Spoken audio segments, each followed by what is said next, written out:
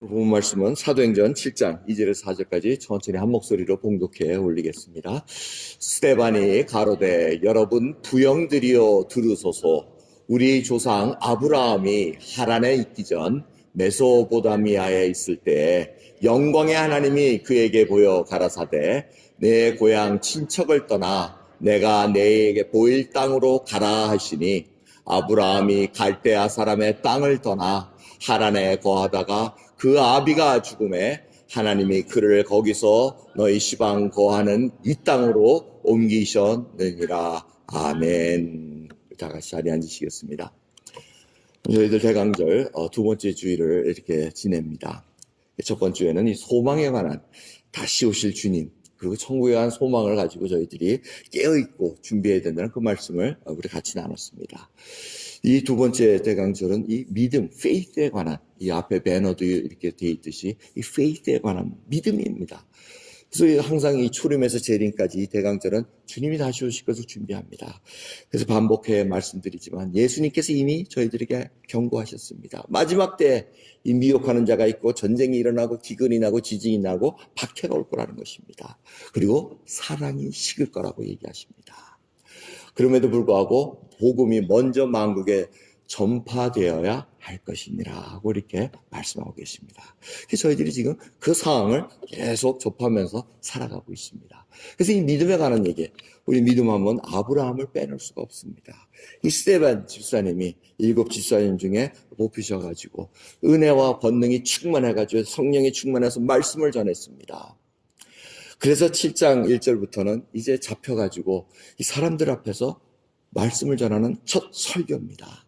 첫 설교의 첫 서절이 뭐냐면 우리 조상 아브라함이 하고 아브라함 얘기를 합니다. 아브라함이 하란에 있기 전 메소포타미아에 있을 때 영광의 하나님이 그에게 보였다고 얘기를 하고 있습니다.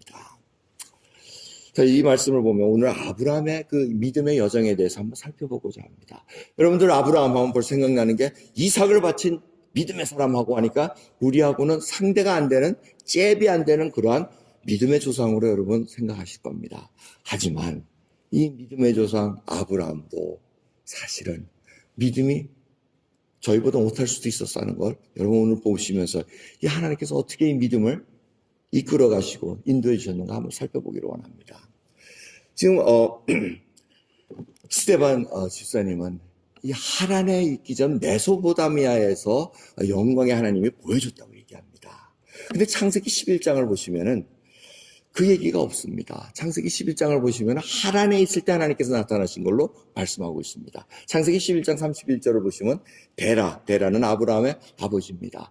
데라가 그 아들 아브라함과 하란의 아들 그 손자 롯과 그 자부 아브라함의 아내 사레를 데리고 갈대아 우르에서 떠나 가나안 땅으로 가고자 하더니 하란에 이르러 거기 거하였으며 하란에서 죽었더라 하고 얘기하고 있습니다. 이 얘기 보면은 마치 창세기 11장 하란에 있을 때 하나님께서 나타나신 것 같으나 이미 우루 메소포타미아에 있을 때 하나님께서 나타나신 것을 지금 스데반을 통해서 저에게 알려주고 있습니다. 그래서 여러분들이 이제 이 그림을 좀 그려보셔야 됩니다. 또 이것뿐만 아니고 인포메이션 하나 더 있습니다. 여호수아 24장 여호수아가 이렇게 얘기를 합니다. 이 유언적인 말씀할 때 또 아브라함 얘기를 꺼냅니다. 여호와의 말씀에 옛적에 너희 조상들 곧 아브라함의 아비 나홀의 아비 데라가 강 저편에 거하여 다른 신들을 섬겼으나 내가 너희 조상 아브라함을 강 저편에 이끌어내어 가나안으로 인도했다고 말씀하십니다. 그러니까 이 세 가지의 인포메이션을 가지고 보면 우리가 이제 그림을 그릴 수가 있습니다. 이 아브라함 이 집안은 아버지 데라하고 해가지고 저 메소포타미아에서 지금 살고 있었다는 겁니다. 우르라는 땅에서 살고 있었다는 겁니다. 근데 여기서 하나님께서 먼저 아브라함에게 나타났다는 겁니다. 나타났는데 이게 긴가민가 했다는 겁니다. 왜? 다 우상을 섬기는 그러한 시대, 그러한 가족에 살고 있었는데 지금 아브라함이 하나님께서 지금 너가 가나안 땅으로 가라는 그 말씀을 들었다는 얘기입니다. 그래서 가야 되는데 혼자 가기는 굉장히 힘든 지역입니다. 왜? 이 우르가 일종의 수도입니다. 마치 뉴욕 같은 곳입니다. 근데 하나님께서 나타나가지고 뉴욕을 떠나가지고 저 뉴멕시코로 가거라 하고 그렇게 지금 얘기하는 겁니다. 가나안 땅이 아주 변방입니다. 그래서 움직인 거리가 우르에서 하란까지 겨우 움직였습니다. 겨우 움직였는데 그게 930마일 정도 됩니다. 그러니까 갔는데 엉뚱한 저 사우스다코타 정도에 가가지고 지금 머물게 돼 버렸다는 겁니다.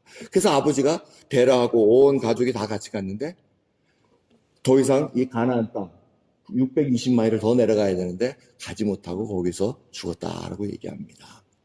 그러면서 하란에서 하나님께서 다시 아브라함에게 나타나서 내가 지시할 땅으로 가라 그러면서 내가 복의 근원이 될지라 하고 이렇게 말씀하십니다. 여러분 생각을 해보십시오. 왜 가족이 다 떠났겠습니까? 이 데라라는 아브라함의 아버지는 우상을 섬겼는데 지금 아들이 지금 하나님께서 지금 셈의 후손입니다. 노아의 그 아들 셈의 후손으로 지금 나오면서 어렴풋이 들었던 야훼 하나님의 이름을 들으면서 그 하나님이 나에게 가나안 땅으로 가라고 하셨습니다 할 때 서로 긴가민가합니다. 그래도 아버지가 아들이 그렇게 들었다니까 패키지 짐을 쌉니다. 왜? 온 가족이 같이 움직여야지 아브라함 혼자 떨렁 보내면은 죽을지도 모릅니다. 이때 당시는 무슨 치안이 강하고 이럴 때가 아닙니다. 약하면 서로 잡아 죽이는 그러한 시대였습니다. 그러기에 가족이 다 모여서 떠나기를 결정했습니다. 떠났는데 온 가족이 가서 하란에서 머물게 됐다는 겁니다. 머물었는데 이 데라 아브라함의 아버지는 가나안 땅까지 갈 생각을 하지 않았습니다. 딱 죽었습니다. 그러고는 어떻게 됐다는 겁니까? 여러분들이 생각하기를 아브라함이 이제 아버님이 돌아가셨으니 내가 가나안 땅 가야지 하고 결단했다는 게 아닙니다. 하나님이 다시 나타났다고 얘기합니다. 하나님이 다시 나타나가지고 아브라함아 내가 지시한 그 땅으로 가거라 하고 밀어내시는 겁니다.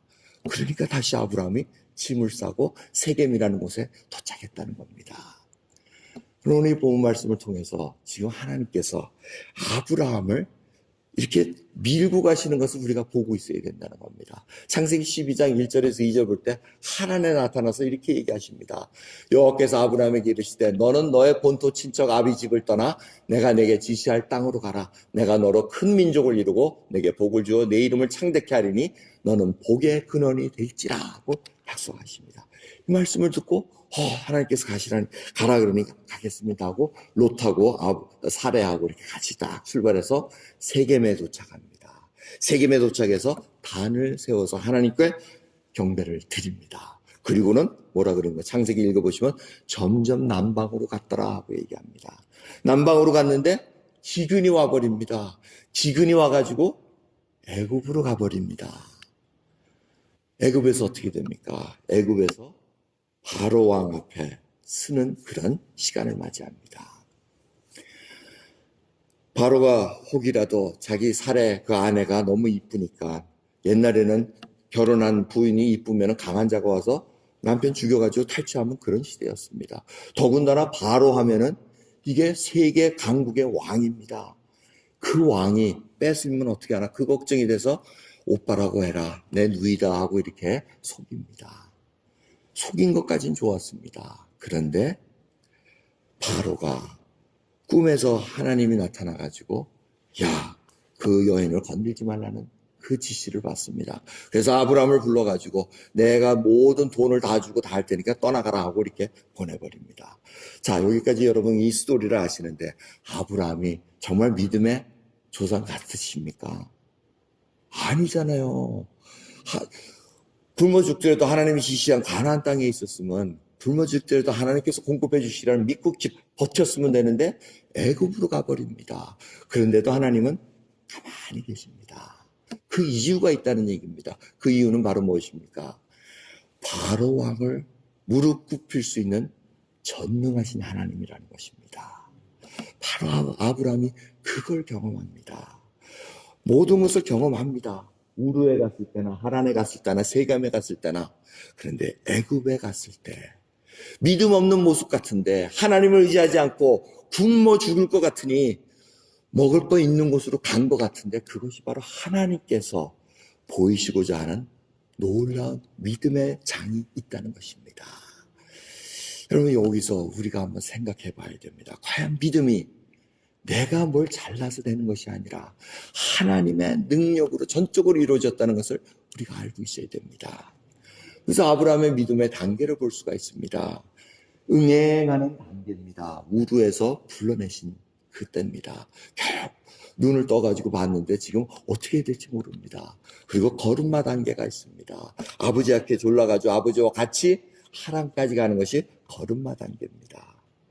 그리고 이제 어린아이 단계가 바로 애굽에 들어갈 때입니다.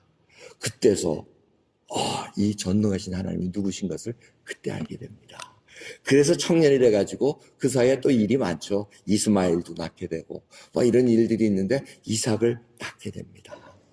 그래서 그때 아들을 얻고 다시 한번 믿음이 점프합니다. 하나님께서는 죽은 자 가운데서도 살릴 수 있는 그 능력을 가지신 분이구나. 나같이 죽은 자에게 하나님께서 생명을 임택케 하셨구나. 이걸 깨닫게 됩니다. 그리고는 아비의 믿음으로 성장합니다. 이삭을 바치라 할 때 바치는 놀라운 믿음의 사람으로 자라나 있다는 겁니다. 여러분 오늘 본문 말씀을 봐서 정말 아브라함이 자기 믿음을 키웠습니까? 그게 아니라는 겁니다. 하나님께서 한 걸음 한 걸음 응행하는 그 어린아이와 같은 그 상황 속에서 걸음마를 시키고 아이로 자라나게 하시고 청년으로 아비로 자라나게 하신 것은 하나님께서 끌고 다니시면서 이끌어 가시면서 우리로 하여금 그 믿음의 사람으로 자르게 하셨다는 것을 볼 수가 있다는 것입니다. 모든 것이 하나님의 계획 속에 있었다는 것을 잊지 말아야 된다는 것입니다. 아브라함은 안 가려고 버티고 버텼습니다. 하란까지면 되지 않았냐고 생각할 수도 있었을 것입니다. 하나님께서 끌고 가십니다. 등을 밀면서 가라고 말씀하십니다. 그래서 아브라함이 애굽까지 갔다가 애굽에서 헤브론으로 다시 오는 그러한 믿음의 여정을 하게 된 것을 볼 수가 있습니다. 여러분 우리는 어떻습니까? 여러분의 믿음의 여정은 가만히 생각해 보십시오. 이 프레드릭스버그 여러분들이 결단해서 오셨습니까? 아니면 안 가려고 버티다가 저는 머리카락까지 뽑혀가면서 여기까지 왔습니다. 여러분은 머리카락 안 뽑히면 어디가 뽑혔는지 모르지만 여러분들 버티다 여기까지 오신 것 아닙니까? 그런데 지나고 보니 나는 어느덧 믿음이 장성한 자로 변해 있다는 것입니다. 하나님을 의지할 수 있는 믿음이 생겼다는 겁니다. 예수 그리스도가 아니고서는 나는 더 이상 살 수 없다는 것으로 하나님의 사람으로 변화시켜 주셨다는 겁니다. 이것은 나의 믿음이 아니었습니다. 하나님께서 이끌어 주셨기에 가능했고 하나님의 은혜를 부어주셨기에 가능했다는 겁니다. 저희 교회는 재미있는 게 시카고에서 오신 분들이 꽤 됩니다. 시카고에서 오신 분들이 많아서 추위를 몰고 오셨는지 모르지만 시카고에서 뭐 때문에 이 프레드리스버그까지 오셨습니까? 시카고에서 계속 버티고 계실 수 있는데 버티다 못 버티니까 오신 거 아니겠습니까? 죄송합니다. 시카고만 얘기하는 게 아니고 딴 데로 얘기할게요. 리치몬드, 켄터키 어디로 얘기를 하겠습니다. 다 저희들이 다 그렇습니다. 여러분 생각해 보시죠. 그 얘기는 시편 23편에 잘 요약되어 있습니다. 푸른 초장에 우리를 쉬게 만드신다고 말씀을 하셨습니다. 그런데 사망의 음침한 골짜기를 다닐지라도라는 그 얘기가 나옵니다. 그 얘기는 뭡니까? 이 양들이 푸른 초장에 있다가 그냥 그 초장을 다 망가뜨린다는 겁니다. 양들을 풀어놓으면은 이 양들은 이게 좀 아두운해가지고 뿌리까지 다 먹기 때문에 뿌리를 놔둬야지 그 다음 초장에 가서 자라날 때까지 기다렸다 그 포장을 또 이용할 수 있다는 겁니다. 그래서 할 수 없이 다른 초장으로 옮겨가야 되는데 그곳이 바로 음침한 사망의 골짜기라는 것입니다. 그걸 지나가야지만 또 새로운 초장이 나오기 때문에 거기를 끌고 가신다는 겁니다. 우리가 가는 게 아닙니다. 양이 알아서 가는 게 아니고 목자이신 예수님께서 우리를 끌고 가신다는 겁니다. 그래서 저희들이 여기도 갔다가 저기도 갔다가 그래서 프레드리스버그 여기가 끝이 아닐 수도 있습니다. 어떤 분들은 또 다른 초장으로 갈 수도 있습니다. 하나님께서 끌고 가신다는 겁니다. 믿음이 자라기 위해서 끌고 가신다는 것을 잊지 마셔야 됩니다. 그래서 오늘 이 본문 말씀을 통해서 우리가 정말 나의 믿음은 어느 정도에까지 자라났는가 여러분 이것을 생각하셔야 됩니다. 우리가 예술가입니다. 예술가가 딱 보고는 지금 이 앞에 있는 미켈란젤로의 모세상입니다. 내가 이것을 조각해야 되겠다 하고 딱 마음을 그린다는 겁니다. 내가 이 조각을 그려야지. 근데 미켈란젤로의 여러분 아시지만 이 미켈란젤로 조각상에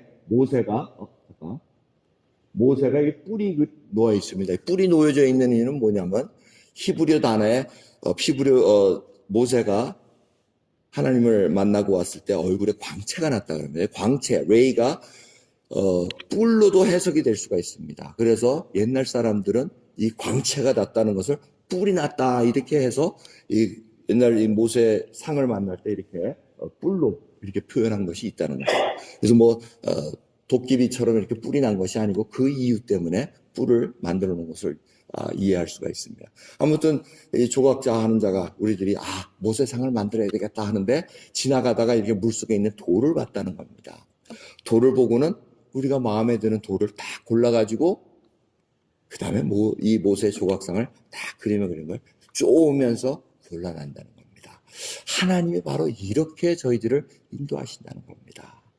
하나님은 모세를 바라보시고 내가 믿음의 사람으로 내가 너를 만들겠다고 작정하셨기 때문에 지금 그 우상 섬기는 그곳에서 골라내가지고 쪼으시면서 정으로 쪼으시고 갈아내시면서 믿음의 사람으로 만들어 놓으셨다는 겁니다. 하나님의 그 작정하신 계획 때문에 일이 일어났다는 겁니다.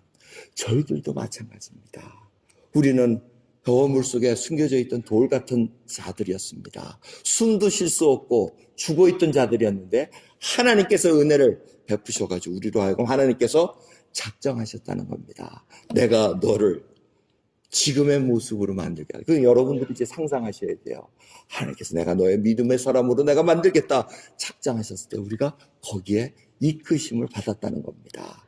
그래서 쪼이고 정말 마음 상하는 것도 당하고 어려움도 당했지만 지나고 보니 그것이 바로 하나님의 은혜였다는 것을 고백한다는 것입니다. 여러분 하나님께서 작정하시면은 누구도 말리지 못합니다. 하나님께서는 작정하셨습니다. 이 인류를 구원하기 위해서 한 영혼을 구원하기 위해서 지금 우리를 구원해서 그 영혼에게 보내고자 하는 계획이 있으시다는 겁니다. 자기의 아들 예수 그리스도를 보내시면서 십자가에 달려서 모든 죄를 담당하게 하시고 우리를 구원케 하신 그 하나님의 계획을 누구도 말릴 수 없었다는 것입니다. 예수님도 그만두고 싶어 하시지 않으셨습니까? 근데 아버지의 뜻이거든 내 잔을 주님 내가 받겠나이다 하고 고백합니다. 하나님이 작정하셨기에 누구도 말릴 수 없다는 것을 우리가 알 수가 있습니다.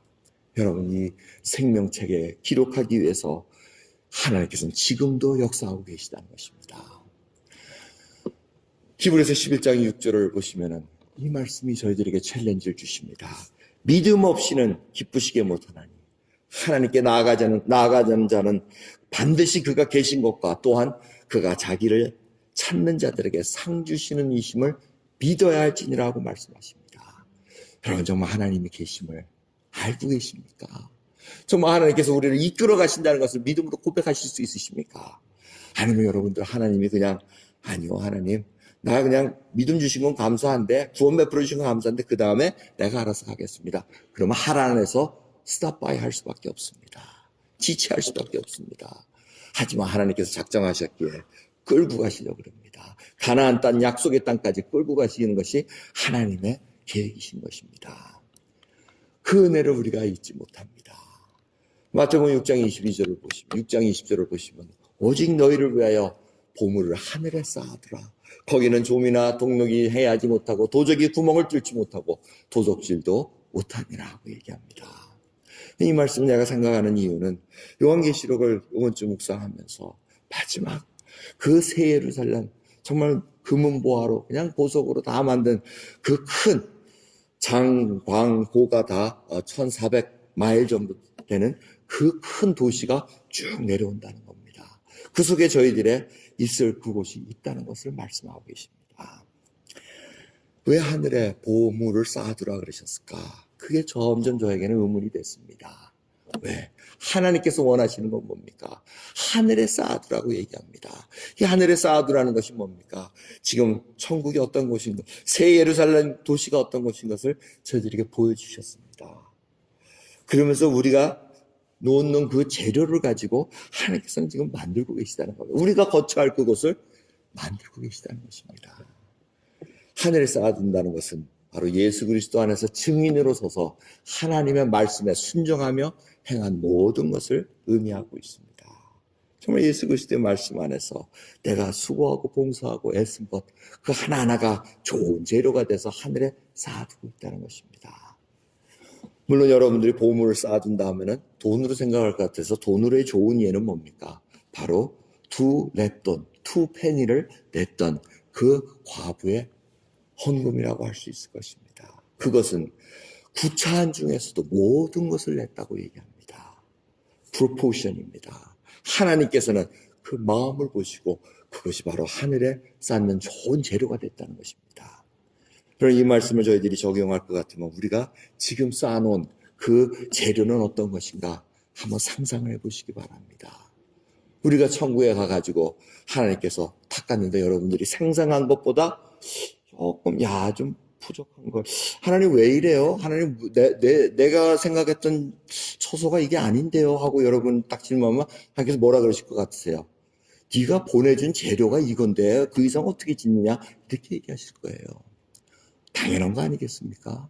그러니 여러분 정말 하나님 앞에 내가 예수 그리스도 안에서 순종하면서 비록 내가 지금 하란에 있고 애굽에 갔지만 애굽에서 하나님을 만났다면은 이제 반전할 수 있는 그 기회가 있다는 것입니다. 나의 아버지 하나님은 이러한 분이시라는 것을 여러분 자랑스럽게 내세워야 된다는 것입니다. 예수 그리스도가 누구신가? 지금 이 땅에 저희들이 전할 그 사명을 갖고 있다는 것입니다. 요즘 성탄절 풍조가 어떻습니까?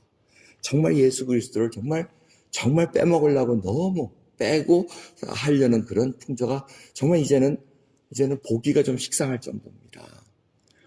이미 메리 크리스마스는 없어진 지 오래고, 해피 할라데이로 바꾸고, 또 성탄절에 예수 그리스도 대신 산타크로스가 와가지고 서로 선물 주고받고 해서 서로 인간끼리 서로 좋아하는 그걸로 그냥 끝나는 경우가 얼마나 많습니까? 풍조가 그렇게 흘러가고 있습니다. 내가 기분이 좋아야지, 내가 기뻐야지, 내가 사랑이 있고 내가 사랑을 줘야지. 하지만 예수 그리스도에서 오는 그 사랑을 빼먹고 만들게 하는 것이 바로 세상의 풍조라는 것입니다. 여러분 저희들이 인본주의로 흘러가서는 안 됩니다. 정말 예수 그리스도가 누구시고 나를 구원해 주시고 지금 예수 그리스도를 증거할 수 있는 그 준비가 되어 있는가. 하나님 앞에 우리가 다시 한번 점검받아야 될 그런 시간입니다. 스데반 집사님이 마지막 그 아브라함의 얘기를 처음 설교하면서 마지막 결론이 무엇인지 아십니까? 목이 곧고 마음에 기의 할례를 받지 못한 너희들, 성령을 거스려 너희 조상과 같이 너희도 하는도다. 이제 너희는 그 의인을 잡아준 자요 살인한 자가 되나니 너희가 천사에 전한 율법을 받고도 지키지 아니하였도다 하고 얘기를 합니다. 이 얘기는 뭐냐? 당신이 죽인 예수 그리스도가 메시아였습니다. 그렇게 하나님의 사랑을 보여주고 하나님께서 그렇게 약속하셨던 그분이 바로 예수 그리스도인데 우리가 못 박아 죽였습니다 하고 이렇게 얘기합니다. 그러니까 사람들이 반응이 어땠습니까? 아이고 잘못했습니다 이게 아니고 이를 팍팍 걸면서 귀를 말고 일심으로 달려들어 성 밖으로 내치면서 돌로 쳐서 죽게 만들었습니다. 그러면서 스데반이 한 고백, 주 예수여 내 영혼을 받으시옵소서. 정말 여러분 이 스데반의 그 놀라운 하나님을 증거하고 예수 그리스도를 증거하는 그 증거로 말미암아 예루살렘의 교회는 풍지박산을 당합니다. 왜? 그들이 서로 통용하며 서로 좋아했습니다. 서로 도와줬습니다. 하지만 하나님께서 원하시는 그 궁극적인 목적, 땅 끝까지 이르러 내 증인이 되라는 그 말씀을 순종하지 않았기에 스데반의 순교를 통해서 교회를 흩으시면서 복음이 전파되기를 원하셨다는 그 계획을 우리가 볼 수 있다는 것입니다. 여러분 저희들 믿음의 여정이 어디입니까? 진정으로 예수 그리스도를 증거하고 예수 그리스도를 담대히 전파할 수 있는 그 믿음으로 저희가 준비되어 있습니까? 하나님 앞에 다시 한번 우리의 믿음을 강림절 두 번째 주를 지나가시면서 정말 나의 믿음이 우루에 있는 건 아닌가? 하란에 있는 것은 아닌가? 세겜에 있다가 애굽으로 흘러간 것은 아닌가? 아직 애굽에 있으면서 내가 하나님을 경험하지 못하고 지금 내 마음대로 생각하면서 살아가는 것은 아닌가? 점검하는 저와 여러분 되기를 간절히 예수 그리스도 이름으로 축원드립니다. 기도하겠습니다. 하나님 감사합니다. 오늘도 귀한 말씀을 통해서 스데반은 예수 그리스도를 증거함으로 말미암아 죽음을 순교를 당했습니다. 주님, 지금 이 성탄 이 시간을 맞이하면서 세상 풍조는 점점 예수 그리스도를 칭송하는 그 말을 빼게 만들고 있습니다. 구에 누워 있는 예수 그리스도가 없어지기를 바라는 그러한 계계 속에 저희들이 살아가는 것을 봅니다. 주님, 진정으로 예수 그리스도를 정말 사랑하는 고백 있게 하옵시고 예수 그리스도가 나의 주인이시고 나의 구원자이신 것을 고백하게 하고 흘러가지 않게 해주시옵소서. 감사드리며 우리 예수 그리스도 이름으로 기도드리옵나이다. 아멘.